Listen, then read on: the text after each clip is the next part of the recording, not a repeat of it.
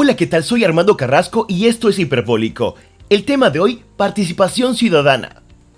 La historia de un país se construye en su día a día, en aquellas decisiones que se toman desde la colectividad y que tienen un impacto inherente e inequívoco en todo lo que se comparte en sociedad. Desde la elección de quienes nos representan, nuestra apatía o involucramiento ante los problemas que nos perjudican y cómo esos momentos de inflexión nos impulsan como grupo a hacer cambios reales en pro del futuro que pensamos nos merecemos. Es así como en Hiperbólico, en esta serie de episodios que hemos titulado Participación Ciudadana, hoy entrevistamos al actual diputado de la República de Panamá del Circuito 82, Lucho Duque, quien nos compartirá el por qué es importante poner sobre la mesa esta conversación, cómo fue su propio proceso al involucrarse en política, sus aprendizajes en la etapa preelectoral, entre otros temas. Así que sin más, arrancamos Hiperbólico. Don Lucho Duque, primero bienvenido, y la pregunta de salida es, ¿por qué para ti es importante la participación ciudadana en el tema de política? Sí, primero que todo, gracias Armando por la oportunidad de poder estar por acá. Creo que hemos tenido varias invitaciones de tu parte y bueno, nos habías podido dar, pero finalmente aquí estamos.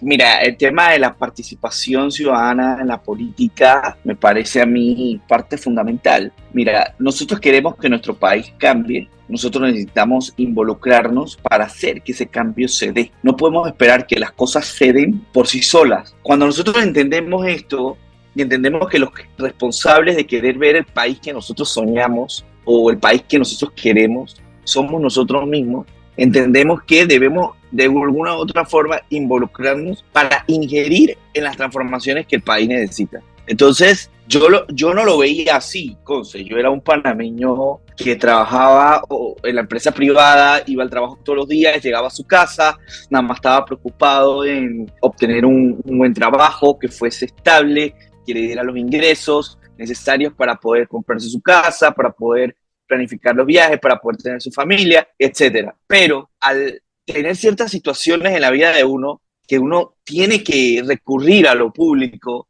a utilizar las instituciones públicas, o uno se ve afectado porque la calle tiene huecos, el carro se te daña, o porque querías hacer cierta cosa, por lo menos, aunque tú no lo creas, hasta estás buscando hacer turismo en tu propio país y te das cuenta que esto es demasiado caro, o te das cuenta también de que tú como persona, como profesional, no sales con las competencias necesarias de la escuela para poder seguir creciendo, pero te das cuenta que en otro país las personas están bien preparadas, o tú viajas y te das cuenta que en otros países hay cosas que te gustaría tener en tu país y cuando llegas te cuestionas por qué aquí no la están.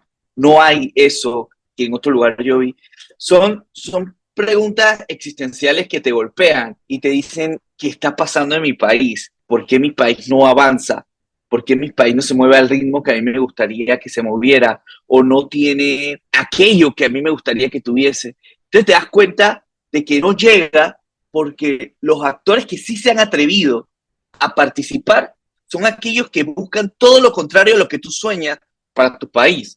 Entonces tú dices, si ellos han llegado, si ellos se han atrevido, muchos de ellos no tienen ni las competencias para estar en los puestos en los que están, y se atreven a luchar para tener el país que ellos sueñan, que hasta ahora el país que ellos han soñado, lastimosamente ha sido un país lleno de corrupción y no traer lo mejor para el país en muchos de los sentidos, uno dice, ¿qué tal si uno que tiene una intención real, genuina, noble, transparente y honesta de querer cambiar el país y que mejore para todos, para poder tratar de eliminar la pobreza, para tratar de llegar y de que los estudiantes cuando salgan de las escuelas, por lo menos yo que estoy en escuela pública, podamos salir y seamos los mejores, o poder tener el mejor turismo en el país, o la mejor economía, o ser un ejemplo para otros países? Uno dice, no hombre, yo necesito llegar a esos puestos, yo necesito estar ahí, yo necesito inmiscuirme en los cambios, en las transformaciones de mi país, y uno dice, la única forma es participando como un ciudadano más en esa transformación. Entonces, la participación ciudadana nace de un entendimiento que cómo yo quiero ver a mi país, qué yo sueño para mi país y cómo yo puedo realmente inmiscuirme o involucrarme para que eso se dé o sea una realidad. Y muchas veces ya estamos cansados de ver que, aunque, por ejemplo, unos podrían decir, aunque Juan Diego Vázquez pudo participar, los cambios a veces no se dieron como uno esperaba. Uno dice, ¿cómo si aún teniendo personas buenas, personas preparadas con toda la voluntad y las ganas de que el país cambie, llegan a esos puestos y el país no cambia, ¿para qué me voy a involucrar? Uno llega también a ese cuestionamiento, pero uno dice, es que cuando me pongo a pensar, es que hacen falta más personas, nos involucremos, hacen falta más personas con estas visiones allá adentro. Y vuelvo y repito, lo único que nosotros podemos hacer para que nuestro país cambie es involucrarnos. Lucho, esta no es una decisión fácil, sobre todo porque se discute en familia, cambia muchísimo el panorama de trabajo. Tú vienes del sector privado, pasar a participar de alguna manera, involucrarte públicamente, cambia completamente el escenario de tu vida. ¿Qué fue ese punto de inflexión y en qué momento dijiste, ya es momento de involucrarme directamente? ¿Demoró 10 años? ¿Fue en el periodo anterior? ¿Cómo tomaste la decisión? Bueno, te voy a ser bien sincero, Armando. A mí no me gustaba nada que tenía que ver con política. Es más, yo no sabía nada de política antes de meterme a la política. Nada, por literal, nada. Yo no había pisado literalmente el pleno de la asamblea. No sabía cómo se veía, no sabía ni cómo olía, no sabía qué era la asamblea en sí.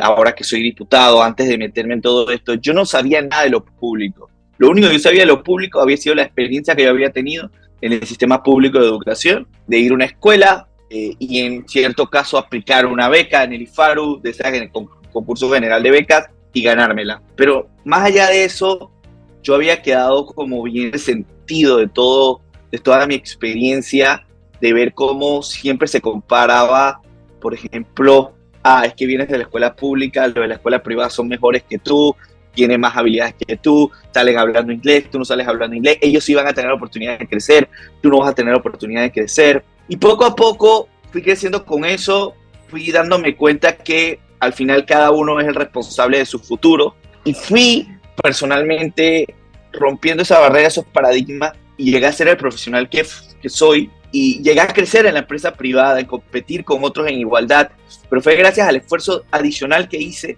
luego de esa deficiente educación que recibí. Pero más que verlo como algo lamentable, lo vi algo como un reto para poder superarme. Y cuando ya llega un punto en mi vida en que yo me llego a conseguir a estar en un buen estatus laboral, tener un buen salario, tener una buena oportunidad dentro de la compañía para poder crecer, yo me cuestionaba, ¿realmente yo quiero estar aquí? ¿Realmente yo quiero continuar en este país? Yo siento que si yo sigo aquí, no me siento a gusto con lo que estoy viendo y realmente uno se siente desesperado. Y yo me sentía desesperado. Yo me sentía desesperado y mi reacción fue decirle a mi esposa, ¿sabes qué? Y vámonos de este país porque realmente para mí estar aquí es desesperado. Porque al final tú puedes tener un buen salario, pero tú ves que sigue la corrupción, tú ves que las calles van a seguir destruidas, tú ves que la educación no va a mejorar, tú ves que el turismo no va a mejorar, tú ves que la inseguridad va a seguir estando como está,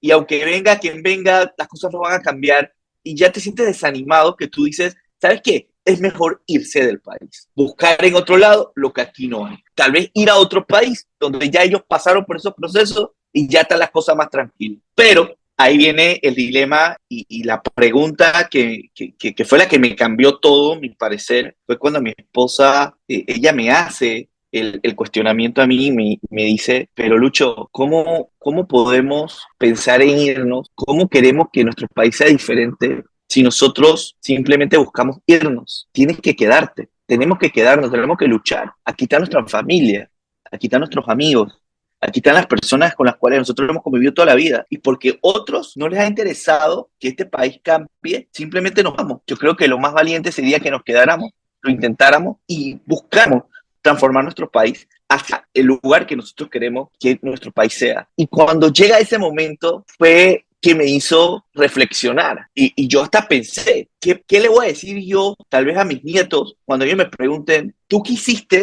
para que el país cambiara además de quejarte? ¿Yo qué le voy a decir? No, simplemente me fui. Yo quiero decirles, yo lo intenté, por lo menos me involucré y por lo menos hice el esfuerzo de hacer de que mi país fuese diferente. Y entendiendo ese contexto, todo se da también entendiendo de que la coalición Vamos, a la cual yo pertenezco, estaba motivada a través de Juan Diego y Gabriel Silva, impulsando todo este movimiento de participación ciudadana, nos hicimos este cuestionamiento: este es el momento de participar, este es el momento de involucrarnos, este es el momento de intentarlo, y por eso yo busqué de esa forma meterme dentro de la coalición, un espacio que ya venía constituido con personas que venían haciendo la política que yo veía correcta para poder transformar mi país hacia el lugar que yo quiero que mi país esté.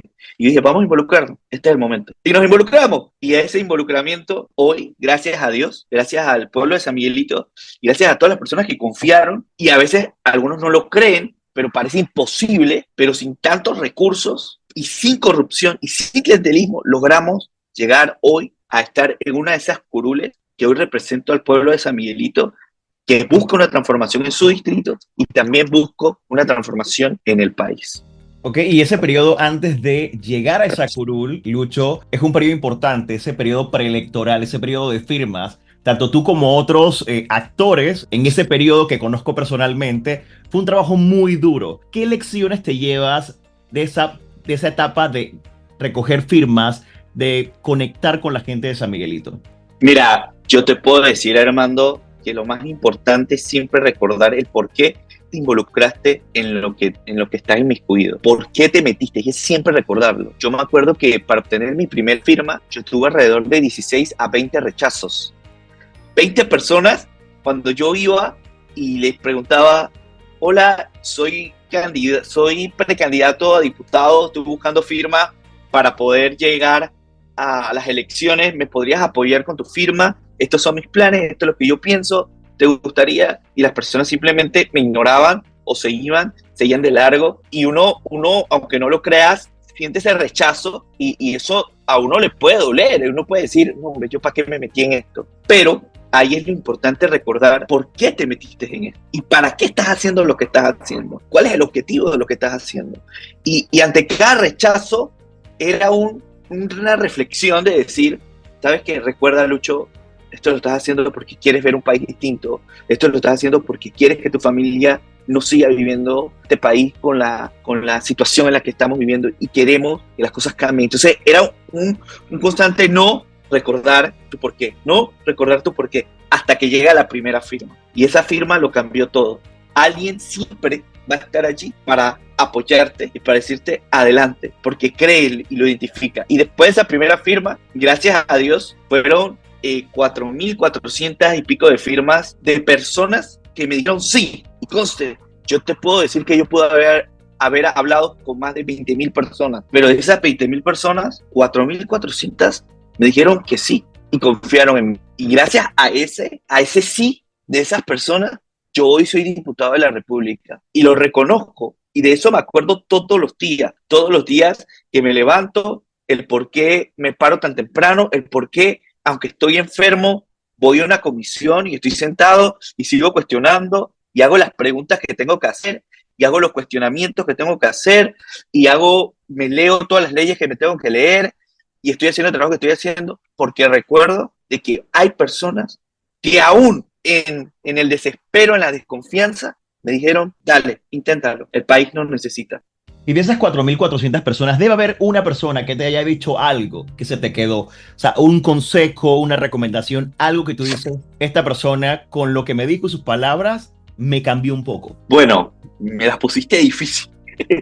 Ponerme a recordar, es que fueron, y sin mentirte, yo creo que lo que más yo escuchaba repetidamente era, por favor, no desistan, por favor, sigan adelante, aunque este camino es difícil, aunque ustedes se vayan a enfrentar a la misma maldad en sí, a todos esos, bueno, muchos le llaman dinosaurios, y a la corrupción, por favor, sigan adelante, los necesitamos. Y yo creo que eso fueron unas palabras repetidamente que yo escuchaba de las personas, y yo creo que eso era lo que más me mantenía en esto. Yo soy una persona bien creyente en Dios, y llegaron momentos en los que yo pensaba también renunciar. O sea, de verdad, no era fácil, no es fácil. La gente piensa de que se ve bonito lo que suben en Instagram, los videos que graban, el compartir de las historias con las personas, que todo es bonito, todo es chévere, pero fueron momentos de desespero en los cuales yo decía, yo ya no puedo más con esto, porque la vida te cambia 180 grados. O sea, tú pasas de estar a una vida tan sedentaria, o no sedentaria, tan normal, tan ya establecida o pensada de lo normal que puede ser una vida, llegar de tu trabajo, ir a hacer ejercicio, voy al cine, pienso en irme de viaje, qué voy a hacer el fin de semana, a pasar de tener que llegar de tu trabajo todos los días, salir a hablar con personas hasta las 11, 10 de la noche, todos los días, recibir un montón de rechazos, recibir aciertos, o sea, la vida te cambia 180 grados. Entonces, yo hubo un momento en que yo pensaba ya renunciar, y siempre en esos momentos en que uno pensaba, ya yo estaba de que ya voy a salirme, parece mentira, pero yo llegaba a la casa de una persona y esa persona me decía lo que te dije hace un rato. Me recuerdo exactamente que yo estaba por San Antonio, unas casas que quedan cerca de unos parques, y yo llegué, me pasó en la casa de dos señores. Yo llegué, yo estaba hablando con el señor, yo le estaba escuchando, pero dentro de mí yo estaba diciendo, esta es la última firma que recojo. Ya yo no voy a recoger más firmas. Ya yo estoy cansado. Ya le voy a tener que, termino con este, yo me voy para casa y voy a renunciar. Y el Señor me dijo esas palabras que te dije. Siga adelante, no te rindas. Yo sé que esto puede ser doloroso. Yo sé que puedes estar cansado. Yo decía, como Él sabe lo que yo estoy sintiendo, pero siga adelante. Yo decía, wow, ese tiene que ser Dios hablando. Y después fui más adelante, ese mismo momento, donde otra señora, y yo decía, voy a intentarlo una vez más. Y viene la señora y me dice lo mismo, y me dice, tú no estás solo, tienes mucha gente que te está acompañando, y Dios está contigo. Yo dije, wow, no puedo creer, no lo puedo creer, hay que seguir. Si por algo yo me metí en esto, tengo este propósito tan claro, hay que seguirlo. A veces uno piensa que ese es el momento final, ya cuando tú sientes todo este desespero, pero no, es cuando más tienes que estar atento a lo que te quieren decir, a recordar ese propósito y siempre seguir hacia adelante. Y bueno, eso fue como la experiencia que tuve en el momento y que me hizo decir, sabes que continúa, continúa. Y me pasó también en la etapa de pedida del voto, que ya uno también se cansa. Son 3 meses bien intensos. Toda la planificación previa, la planificación. Yo planifiqué mi campaña en sí, tuve mucho apoyo. Planificar no significa que la ejecuté. Hubo muchas personas que me ayudaron a ejecutarla, a hacerla realidad, pero en sí fue algo bien orgánico, bien de familia y bien de amistad. Y yo creo que eso fue lo que me ayudó a mí a salir adelante y a seguir. Para ti y sobre todo ya habiendo recorrido un buen tramo de esto, ya representando a San Miguelito, representando también al país, ¿el panameño para ti tiene hoy una mayor conciencia política? Sí, yo sí considero yo creo que lo que ha ayudado a que el panameño tenga más de una conciencia política, además de ver o verse afectado por la situación del país, ha sido la ayuda de las redes sociales. Yo creo que estos espacios, como lo que tú estás haciendo, o las redes sociales en sí, las cuentas personales de nosotros, han hecho de que la política se vuelva más humana y se pueda entender y comprender más al político. Y de esa forma hacerle ver a la ciudadanía de que la política de cierta forma es humana y que nos afecta. Y el no involucrarnos en ella simplemente es querer seguir condenado a la realidad en la cual hemos estado viviendo por tantos años. Y yo creo que sí, o sea, los panameños ya estamos más conscientes políticamente. Mira lo que pasó con la mina, mira lo que va a pasar este año con el tema de la caja, el seguro social, la crisis que tenemos en el sistema de pensiones, el sistema de salud. Me parece que como panameños, entre más estemos involucrados, entre más estemos inmiscuidos en los asuntos nuestros, mayores cambios vamos a ver en nuestro país y cambios más rápidos, porque a veces uno se desespera y uno dice, ¿por qué los cambios no llegan tan rápido? Pero no llegan tan rápido a veces porque nosotros no nos involucramos, porque otros están impidiendo. Y si nosotros cambiamos esos actores, colocamos a gente que sí tiene la voluntad, los cambios llegan rápidamente. Sí, sí, la gente quiere todo de la noche a la mañana y hay un trabajo que hacer y ustedes tienen muy poco tiempo de estar en la silla, por así decirlo. Y te voy a preguntar algo muy personal. ¿Qué es Panamá para ti y qué quieres para tu país? Panamá para mí lo es todo. O sea, ¿en qué sentido lo es todo? Yo siento que ha sido el lugar que me ha acogido, el lugar que me ha dado mi educación, el lugar que me ha dado mi familia, es el lugar que me ha dado la oportunidad de yo desarrollarme y ser la persona que yo soy. Yo soy lo que soy gracias a Panamá. Yo soy lo que soy gracias a la cultura. Y Panamá lo es todos los panameños. Yo creo que yo no hubiese llegado a tener la conciencia y a llegar a ser la persona que soy si no hubiese tenido la oportunidad de haber crecido y desarrollado aquí en Panamá. O sea, para mí lo es todo. Y por eso es que yo estoy dispuesto a darlo todo, porque si por este país. Si Panamá, si Dios me dio la oportunidad de haber nacido, bueno, tengo que decir algo muy curioso.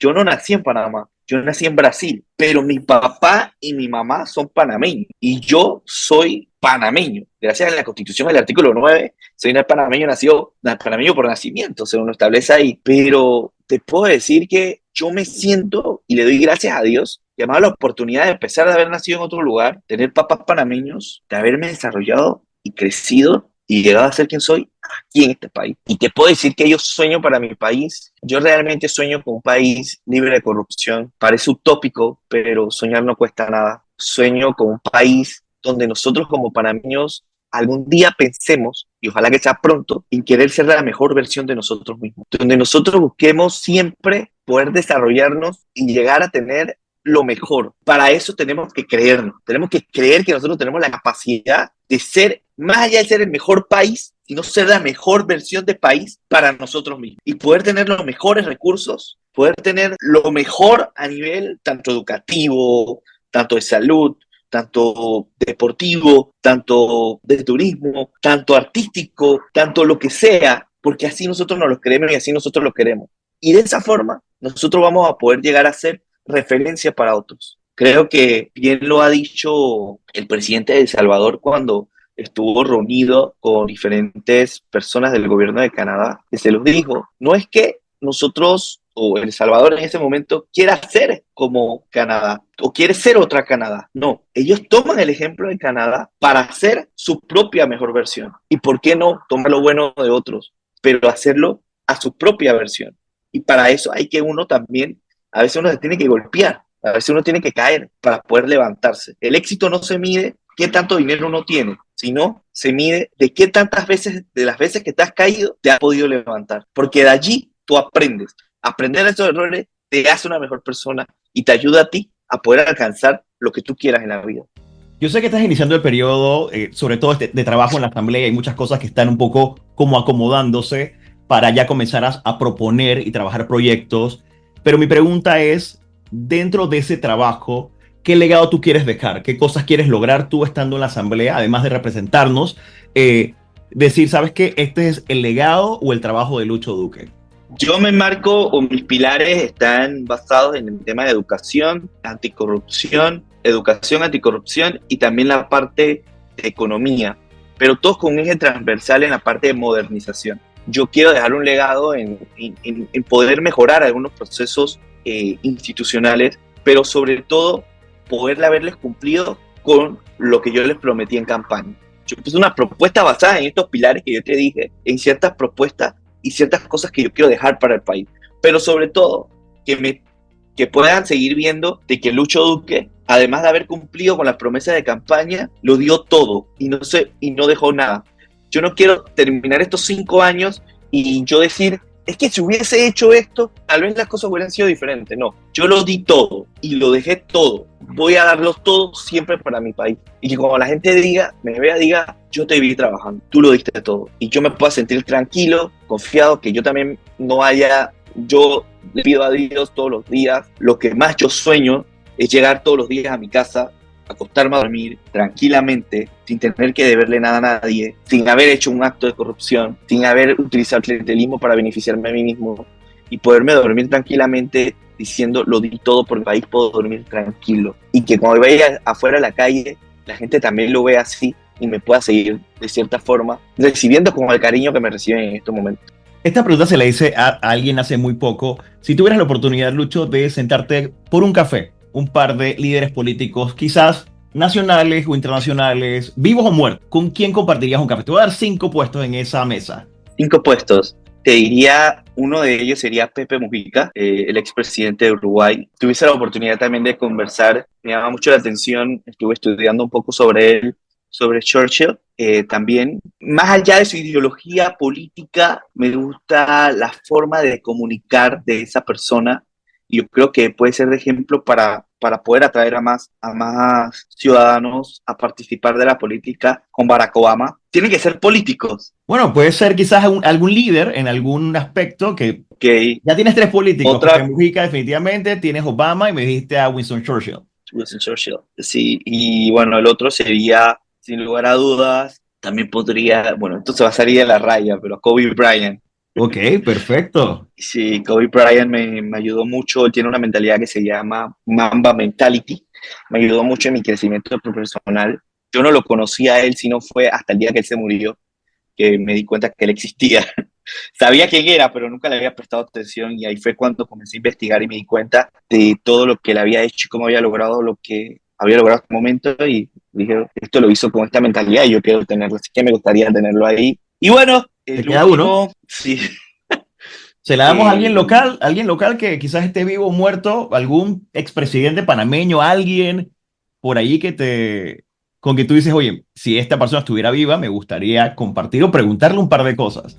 mira, sin mentirte, yo creo que, y no es por halagarlo, ni porque sea alguien que muchos de nosotros admiramos, pero creo que si se pudiese incluir otra persona más, serían dos personas que para mí han sido los que me han motivado a estar aquí también, que es Juan Diego y Gabriel Silva. Ok, perfecto. Puesto doble ahí con Gabriel y con Juan Diego, Van entonces. a estar apretados, van a estar apretados. Pero bueno, una conversación interesante digo, me has hablado de gente que tiene etapas diferentes a nivel político. Churchill en Inglaterra, estamos hablando de Pepe Mujica, una izquierda diferente para Latinoamérica. Barack Obama, que tuvo dos periodos y tiene mucha influencia todavía en la política de Estados Unidos. Hablamos de Kobe Bryant, definitivamente el tema del mindset a nivel de liderazgo y sobre todo el empujarse a hacer las cosas, esa motivación intrínseca que tiene uno. Y por supuesto dos locales que dentro del poco tiempo que han estado, están marcando a toda una generación, que es Juan Diego y Gabriel, ¿no? Y ellos van a quedar para los libros de historia, tenlo por seguro. Libros de historia de nuestro país, tal vez en unos 50, 60 años, se va a hablar de lo que pasó el 5 de mayo del 2024. Tenlo por seguro. ¿Qué tú crees que sucederá con la sociedad en Panamá más adelante? ¿Estamos cambiando? ¿Hacia dónde vamos a ir como país? Mira, Armando, yo creo que nosotros vamos a llegar, yo creo que nosotros vamos a llegar a hacer eso que te dije, a comenzar a darnos cuenta de que nosotros tenemos todo para convertirnos en lo que nosotros querramos ser. Yo creo que el país, poco a poco, la sociedad se va a dar cuenta del poder que tienen y de que si nosotros comenzamos a hacer las cosas bien de manera lógica y sensata, y sin aprovecharnos del poder y siendo equitativos y eliminando la desigualdad y pensando en el prójimo, pensando en las demás personas, panameños, nosotros vamos a poder soñar con lo que te dije, con tener ese país el cual por sí mismo mejora y por sí mismo puede llegar a ser la mejor versión de ella misma. Así que yo veo un Panamá totalmente distinto. Nosotros lo hemos logrado, o sea, hay muchos cerebros panameños que han desertado, que yo estoy 100% seguro que si Panamá estuviese en otras condiciones y que brillan en el exterior, yo estoy 100% seguro que si nosotros tuviésemos las condiciones aquí en el país, las personas no se fueran y nosotros pudiésemos desarrollar esos conocimientos y esas cosas que tal vez se ven en otros lados aquí mismo y el país fuese totalmente distinto. Para cerrar esta conversación, alguna reflexión final, porque tú has podido compartir con mucha gente, no solamente en ese periodo de recolección de firmas, sino también antes de la elección. Y ahora me imagino que cada persona que se tropieza contigo tiene muchas cosas que decirte. Una reflexión final sobre la participación ciudadana y por qué es importante para este país. Quiero resaltar dos cosas y hacer una pregunta más, hacer una pregunta a todas las personas que nos puedan estar escuchando ahorita. ¿Qué tú quieres para ti mismo? ¿Qué tú buscas? Y dos, ¿cómo piensas lograr eso que tú quieres si en el lugar donde estás no lo tienes? Haciéndote esa pregunta y respondiéndotela, yo creo que nos podemos llegar a establecer varios puntos que nos van a ayudar a entender por qué la participación ciudadana requiere de personas que nos cuestionemos todos los días qué tipo de país nosotros queremos, en dónde estamos, y ponerte a preguntar. Tú no estás aquí por casualidad, tú estás aquí y tuviste la oportunidad de estar vivo porque tú eres especial, tú eres único, y si tú te dieron la oportunidad de ser único y estar vivo y estar en este país, tienes que preguntarte por qué, para qué estás tú aquí, por qué tuviste la oportunidad de nacer o de crecer, desarrollarte en este país, por qué te trajeron a este país, por qué tú te has desarrollado en este país, cuál es ese propósito que tú tienes por estar aquí, y entendiendo eso, decirte qué tú quieres de este país y dónde tú lo ves. Entonces, cuestionándote, preguntándote, entendiendo de que la única forma de tu poder, de que este país sea distinto y que realmente las cosas vayan en la dirección que a ti te gustaría que fueran, siendo parte de ese cambio. Porque la única forma que nosotros tenemos para poder cambiar es cuando nosotros nos damos cuenta de que algo no estamos haciendo bien, de que hace falta algunas acciones. Y cuando nosotros somos conscientes de esto, nosotros vamos a empezar a entender de que tú que eres especial, que tuviste la oportunidad de nacer aquí o de crecer y desarrollarte aquí, tienes una misión especial con este país. Y la única forma de ser agradecido es participando, involucrándote para cambiarlo en el buen sentido hacia el lugar que tú sueñas con el país que quieres. Entonces, yo sueño con un Panamá totalmente libre de corrupción, sueño con un Panamá que sea líder y que pueda mejorar basado en su propia versión, en la mejor versión del mismo. Eso es lo que yo sueño y eso es lo que al final la participación ciudadana nos lleva a lograr, de que ese país que tú sueñas sea una realidad. Y así concluimos este episodio de Hiperbólico, Participación Ciudadana. Gracias al honorable diputado Lucho Duque por darnos la oportunidad de conocer su pensamiento sobre este tema y también reconocer aquellas lecciones que ha aprendido durante todo este periodo, preelectoral, electoral y ahora sirviendo al país. Recuerda que puedes escuchar este episodio a través de Spotify, Apple Podcast, mi canal de YouTube, Audible y Amazon Music. Armando Carrasco se despide y nos escuchamos muy pronto.